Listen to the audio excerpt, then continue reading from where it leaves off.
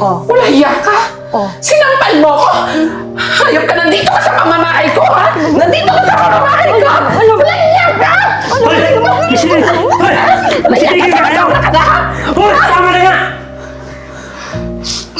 Bibi. Ano?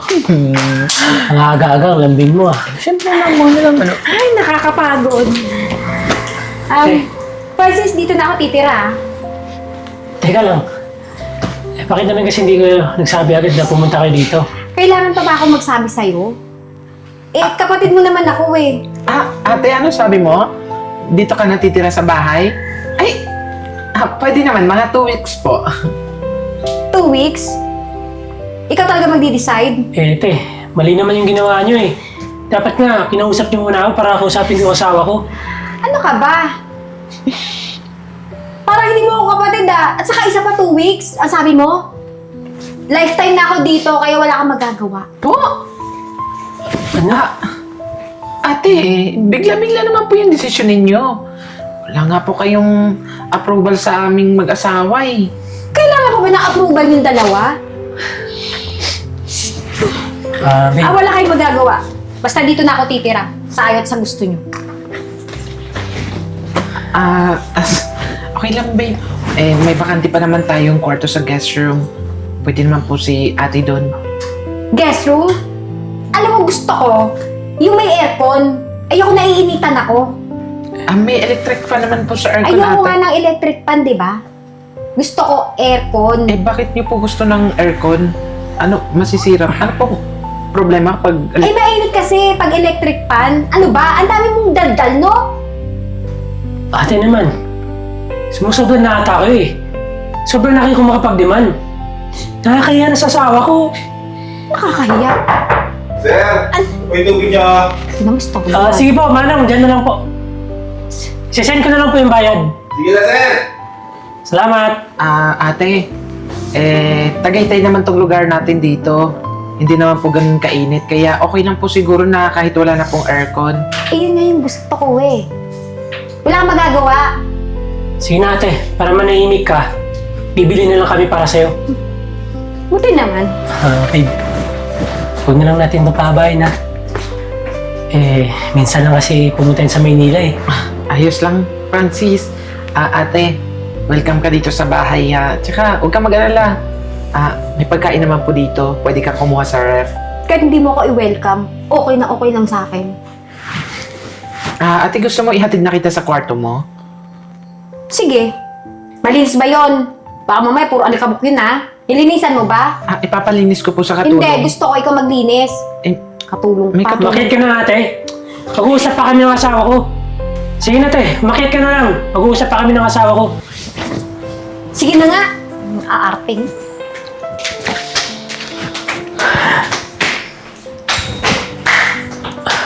Babe, pasensya mo na talaga. Minsan lang kasi dumalaw dito eh. Ano ka ba? Hindi mo na kailangan mapaliwanag. Ayos lang. Ayos lang naman sa akin eh. May importante, alam natin na safe yung ate mo dito sa bahay. Alam mo, ang swerte ko talaga sa'yo eh. Napakabait mong asawa. Sandali lang ha, ikukuha ko yung paborito mong pagkain kasi nagugutom na rin ako eh. Sige babe.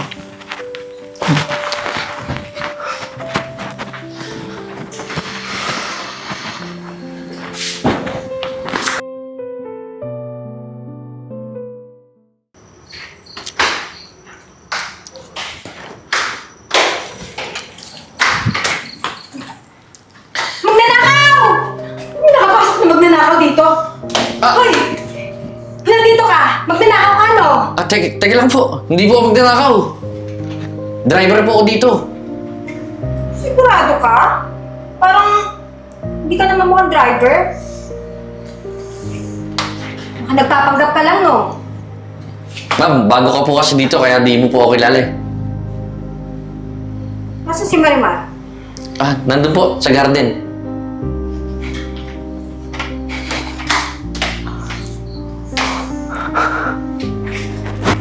Okay, parang si Dora.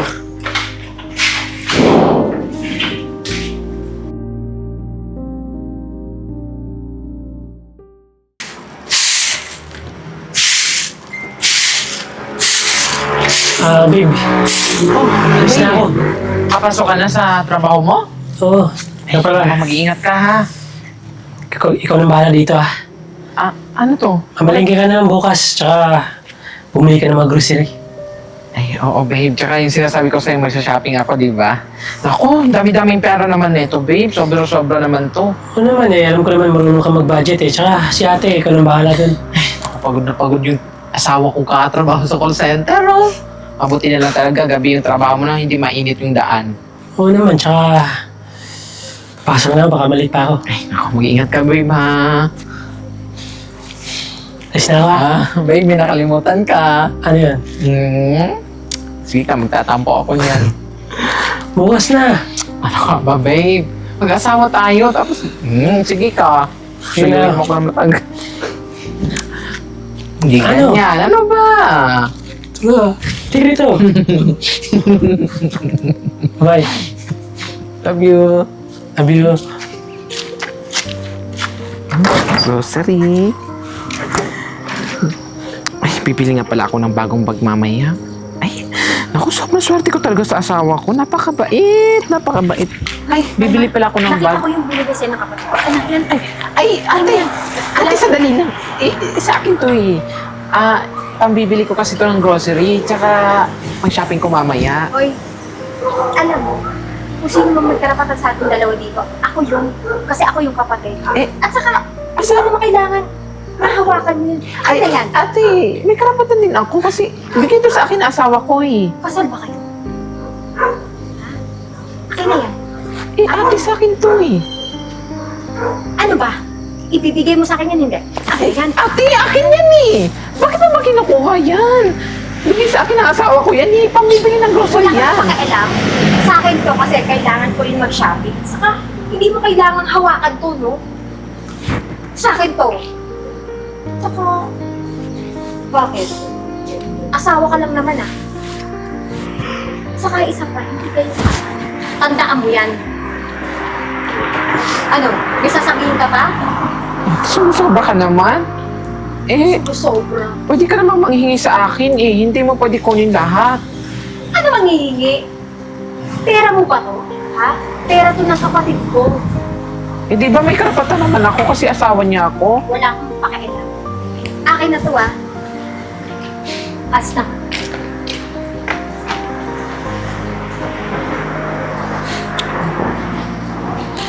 Kung may magic lang talaga ako, gagawin ko yung ate ni Francis na garapata.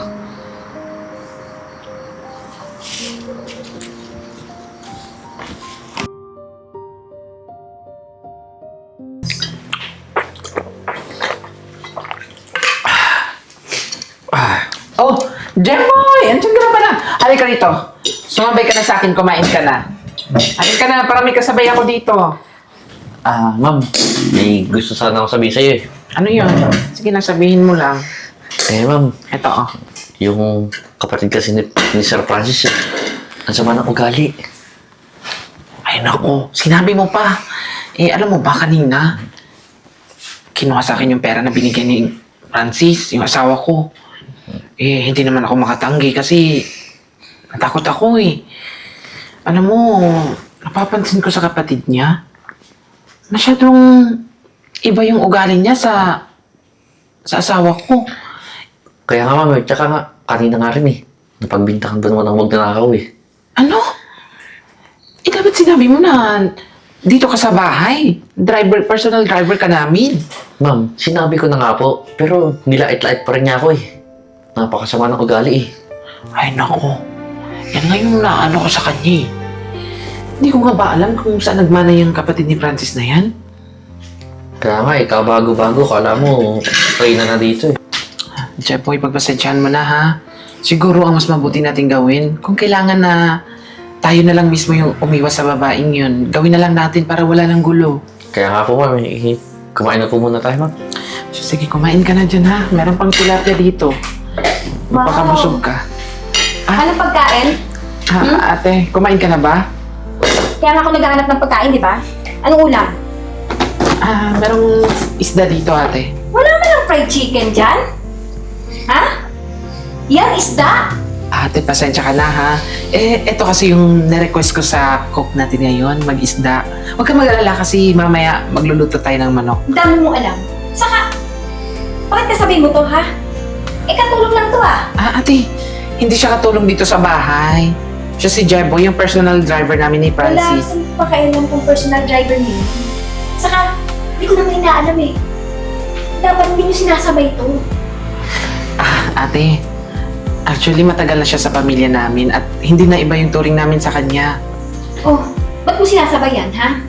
Katulong lang naman yan, Ate, actually matagal na si Jebo dito sa bahay namin. Hindi na iba yung trato namin sa kanya. Tinuring na rin namin siyang parang pamilya. Kaya nasanay na kami na kasabay namin siya kumain. Lahat naman ng mga namamasukan namin dito sa bahay, tinatrato na namin na parang pamilya. Talaga ba? Hoy, huwag ka nga sumabay dito. Hindi ka bagay sumabay sa mga amo. Ate, huwag mo lang pagsabihan si Jeboy ng ganyan. Alam mo, kakain ako ayaw ko nga siyang kasabay At saka, alam mo sa totoo lang, ang dapat kinakain niya, hindi ganyan. Yung tira-tira natin. Anong tingin mo sa kanya, aso? Bakit naman tira-tira yung ipapakain mo sa kanya? Tao yan, ate. Ano ka ba? Yun yung gusto ko Ano, papaalisin mo yan o hindi? At Sige. saka kakain ako Sige na, ma'am. Aalis na lang po ako. Mabuti pa nga, umalis ka na. Yan po yung dragon eh. Pasensya ka na, Jeboy, ha? Sige pa, ma'am. Kumain ka na lang mamaya ulit. Huwag ka magdabog Saka ikaw, huwag ka na magpapasabay ng katulong dito. Pasensya na, ate, ha? Saka, tingnan mo yung ulam, Isda! Ate, teka lang. Parang familiar sa akin yung damit na suot mo, Ano naman? Damit ko yan, Bakit mo sinuot? Akin yan, di ba? Ano naman sa'yo kung damit mo to? Teka, paano mo naman nakuha yan, ate? Nasa aparador ko yan. Sa kwarto ko yan, Pumasok ka sa kwarto mo. Kasi wala na akong damit na maisuot. At saka isa pa, huwag kang magreklamo. Kasi pera naman yan ng kapatid ko yung ginagastos mo pambili ng mga gamit mo Ate, sumusobra ka naman, ata. Pumapasok ka ng kwarto nang walang tao. Privacy ko yun. Wala kang karapatan pumasok sa kwarto na mangialam ng mga gamit ko. Ano ka ba?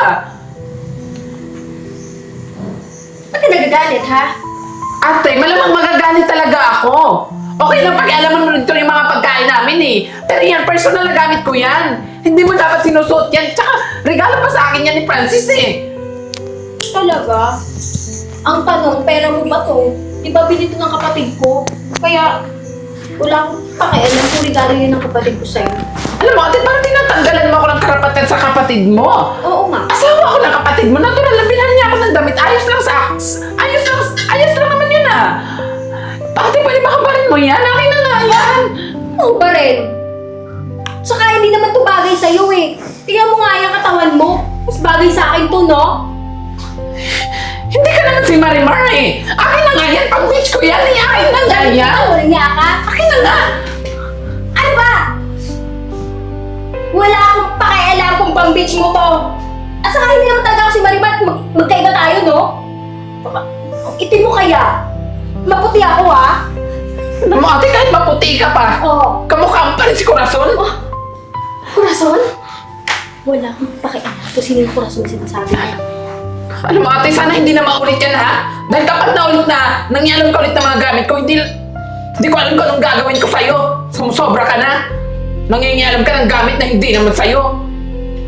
Pag wala na akong damit, uulitin ko ulit. Magunguha ko ng damit sa kwarto mo. Wala akong pakialam. Pakasalbahin mo talaga.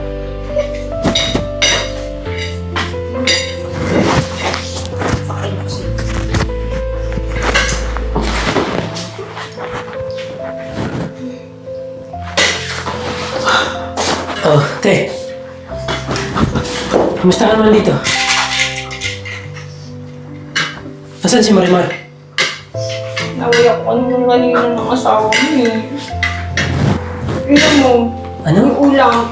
Ayan alam naman niya na hindi ako makain yan Ate, pagpasensya mo na rin yung asawa ko Siguro, na-stress lang yun. Hayaan mo, order na lang ng pagkain para sa'yo. Kakausapin ko na lang si Marimar. Oo, saka kinukuha niya yung damit niya. Damit niya daw to. Totoo, te. Damit niya talaga yan eh. Eh, wala na akong damit eh. Yan kasi yung sinusuot niya pag natutulog kami. Eh, wala na nga akong damit. Anong gagawin ko? Eh, syempre, makukuha ko ng damit niya. Eh, ilang piraso lang yung dala kong damit dyan eh. Sige, te. Kausapin ko lang yung asawa ko. Kumain ka na. Saka pinagsalitaan niya ako ng masasama kanina, ha? Pagsabihan mo na. Sige po. Okay.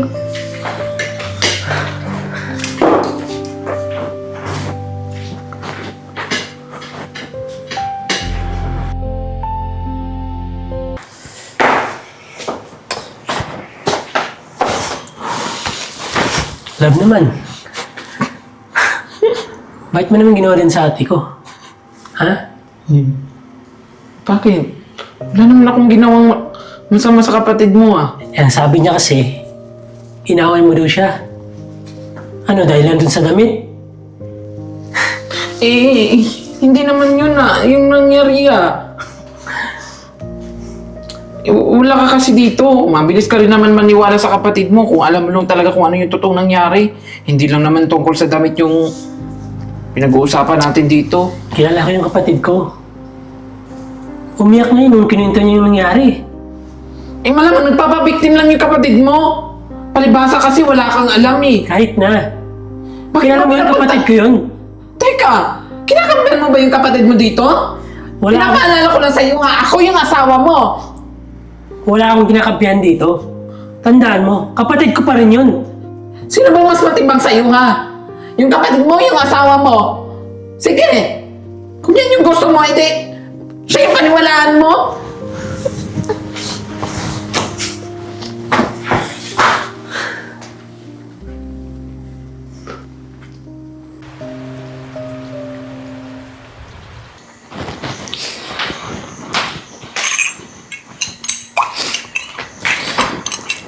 Ate, wag ngayon ha. Ayoko ng gulo. So, ano? Kinampihan ka ba ng kapatid ko? Di ba hindi? Alam ko naman kasi mas makikinig siya sa akin eh, kaysa sa'yo. Bakit? Kawawa ka naman. Isiniraan mo ako sa kanya eh. Alam mo, gusto ko sana irespeto kita eh. Kasi kapatid ka ng asawa ko. Pero sa mga pinapakita mo, hindi mo deserve yung respeto na gusto mong makita sa akin. Wala akong pakialam kung di mo ko respetuhin. Ano bang nagawa ko sa'yo, ha? Bakit ang init-init ng ulo mo sa akin? Unang dating mo pa lang dito sa bahay, pinag-iinitan mo na ako. Gusto mo malaman? Ayoko sa'yo. Bakit? May problema ba sa akin? May mali ba sa akin? Meron. Marami.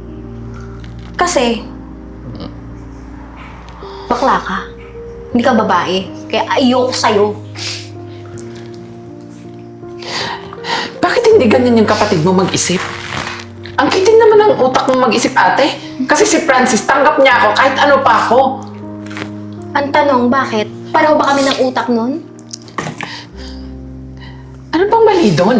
Nagmamahalin kaming dalawa, mag-asawa kami. Mahal namin yung isa't isa. Wala nga akong pakialam kung mahal niyo yung isa't isa. Basta ayoko sa'yo. Kasi nga, bakla ka. May mali Hindi ka ba sa magkakaanak. pagiging bakla? Wala namang mali doon ah. Hindi ako magkakaroon ng pamangkin sa'yo eh. Alam mo ba yun? Ate, grabe ka naman makapagsalita. Oo, hindi ako mabubuntis. Hindi ako magkakaanak. Pero doon ba yun ba yung sukatan ng pagmamahal para sa'yo? Saka isa pa, ang dami naman lalaki, di ba? Bakit pati kasi kapatid ko pa. Kasi mahal din ako ng asawa ko.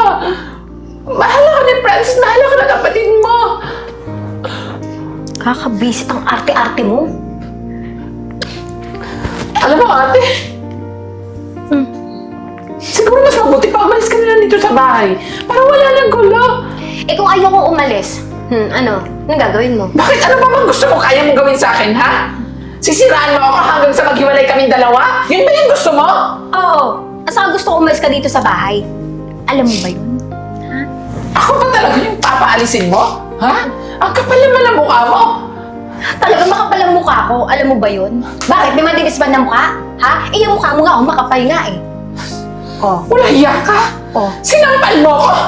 Hayop ka, nandito ka sa pamamahay ko, ha? Nandito ka sa pamamahay ko! Wala hiya ka!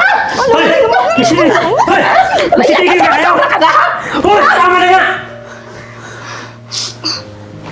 Ikaw, sumusobra ka na eh. Hindi mo na ginagalan yung ate ko. Di ba nag-usap na tayo? Tingnan mo ang ginawa Ay, niya sa alam mo yung kapatid mo yun, nauna eh! Kakambihan mo na lang talaga basta-basta yung kapatid mo, no? Nakita nga kita eh. Sinabunutan mo. Sobra ka na eh! Papa... Hindi mo ba nga alam kung ano yung buong nangyari? Kampi-kampi kagad? Francis, ako yung asawa mo dito, di ba? Nagsasabi ako sa'yo ng totoo! Sir! Magising ka naman!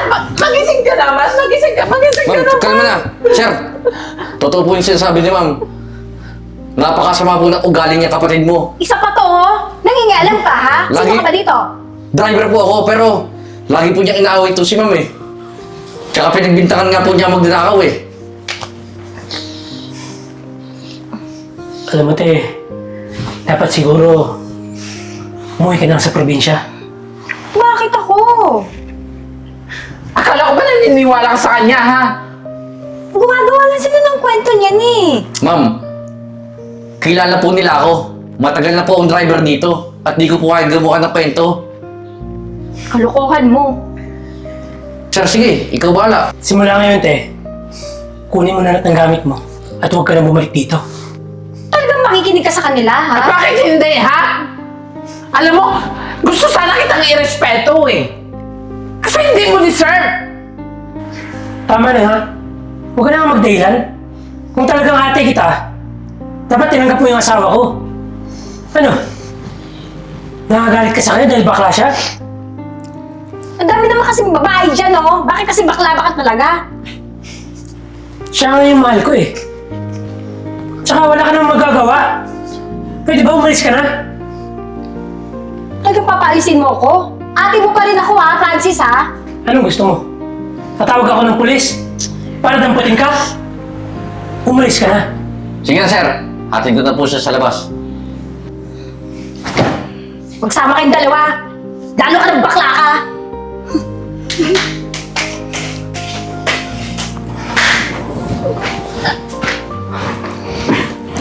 Alam,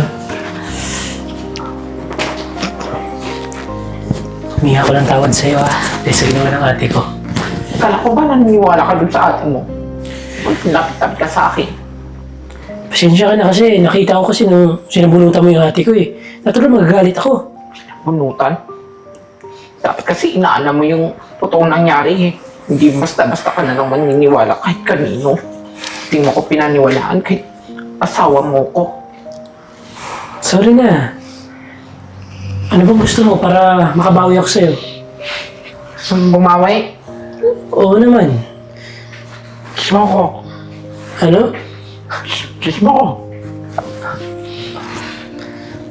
Pwede naman. Maligo ka muna. Sige, hindi kita magpapatawan. Ika nga.